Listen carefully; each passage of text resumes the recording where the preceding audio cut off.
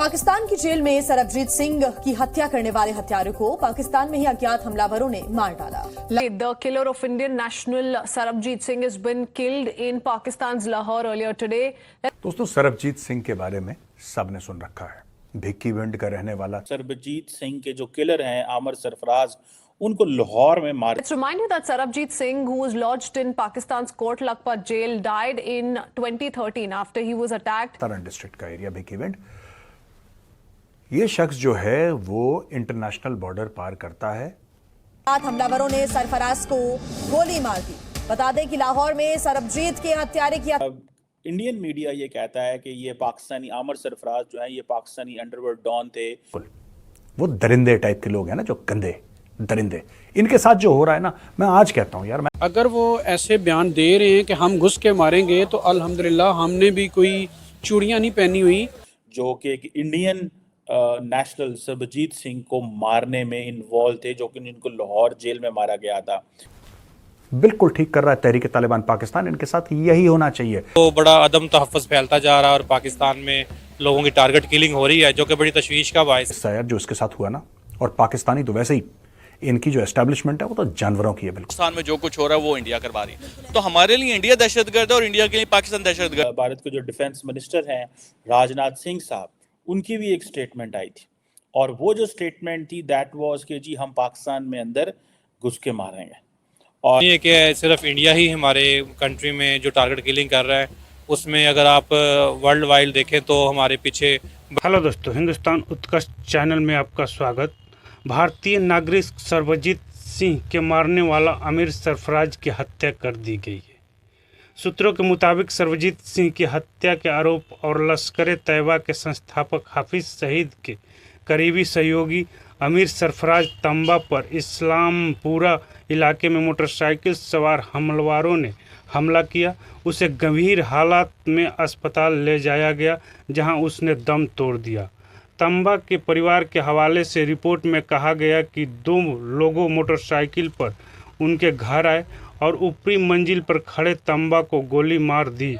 Report में कहा गया कि तंबा के शरीर पर 4 गोलियां लगी, 2 गोलियां तंबा के छाती और 2 पैर में लगी। हमला करने वाले एक ने हेलमेट पहन रखी थी और दूसरे ने नकाब पहन रखा। 11 साल के बाद इंडिया ने आमिर सरफराज को मारकर अपना बदला ले लिया। क्या कहना चाहेंगे सर आप इस सारे मामले पर? जहां आपको पता है कि जहां पर इंडिया और पाकिस्तान की बात आती है वहां पर हमारे इमोशंस किसी और तरफ चल पड़ते हैं।